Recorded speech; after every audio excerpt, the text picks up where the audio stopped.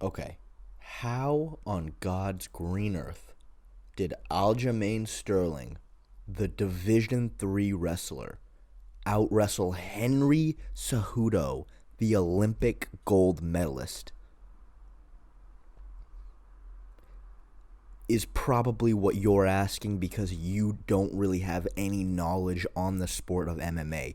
But luckily for you, I'm here and I'm gonna teach you everything you need to know. Don't worry.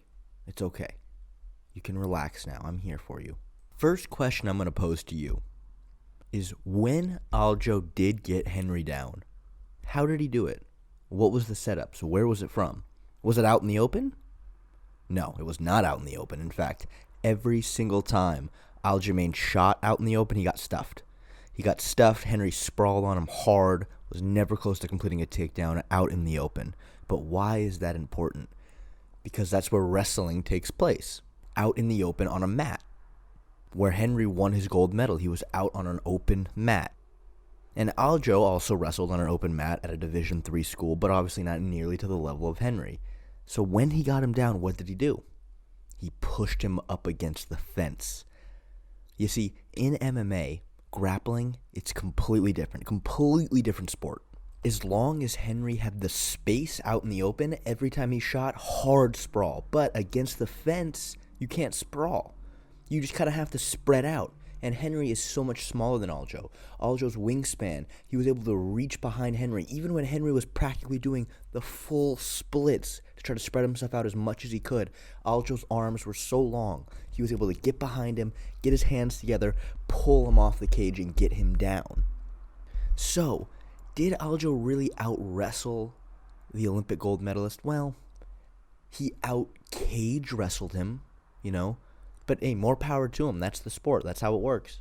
But what is so crazy about this whole new art of fence wrestling is that there are guys who are literal specialists at that. Look at Khabib. Khabib is a very average wrestler. He's not that great of a wrestler.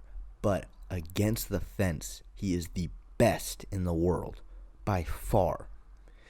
Every shot he took on Conor out in the open, Conor stuffed, except the very first one, which was really tough for him to get down. But against the fence, it was like he was grappling a baby. He just mauls people against the fence. He does whatever he wants to them.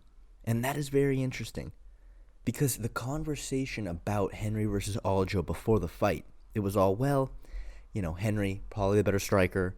He's the far better wrestler, so Henry's going to win. But they're doing a different sport. They're not really wrestling when the fence is involved.